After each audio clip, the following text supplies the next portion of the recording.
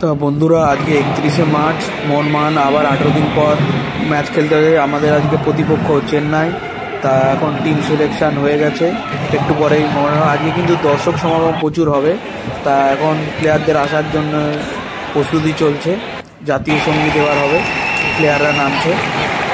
তা খেলা দেখা যাক কেমন হয় মোহনবাগান আজকে কিন্তু মোটামুটি 40,000-এর কাছাকাছি দর্শক হয়েছে। তা এখনও পর্যন্ত সেকেন্ড টায়ার পুরো ফুল হয়ে আছে, দেখতেই পাচ্ছেন আপনারা। তা চলুন, এবার জাতীয় সঙ্গীত হবে, তারপরে আবার খেলা শুরু হবে। জাতীয় সঙ্গীত হয়ে যাওয়ার পর খেলা শুরু হয়ে গেছে। এখন খেলার 1 মিনিট অতিক্রান্ত। তা চলুন, 35 মিনিটে মোহনবাগান 1 গোলে এগিয়ে গেল। অসাধারণ বলে করলো জনি কাউকে, অসাধারণ। মোহনবাগান আজকে এই ম্যাচটা জেতার জন্য সিল জয়ের অনেকটা ক্ষেত্রে এগিয়ে থাকবে এই ম্যাচ জেতার জন্য। হাফ টাইমে মোহনবাগান 1 গোলে এগিয়ে আছে। এখন হাফ টাইম হয়ে গেল।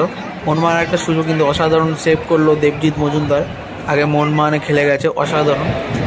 তা আরেকটা আমি বলবো, এখন চেন্নাই 1 গোল শোধ করে দিল। তা খুবই খারাপ লাগছে। এখন ড্র ম্যাচটা যদি হয়ে যায় তাহলে পয়েন্ট কাটাও চলে যেতে পারে। তা মোহনবাগান 2-1 পিছিয়ে যাওয়ার পর এই পেনাল্টিতে আবার গোল করলো, 2-2 হলো। খুব সুন্দর গোলটা করলো, অসাধারণ গোলটা করলো। কিন্তু গোল করার পর মোহনবাগান আরও পিছিয়ে পড়লো 3-2-এ। খুবই খারাপ আজকে। এবং দর্শকরা আনন্দ করছে, কিন্তু 3-2-এ পিছিয়ে পড়লো আজকে মোহনবাগান। ম্যাচটা হেরেই গেল মোহনবাগান 3-2 গোলে।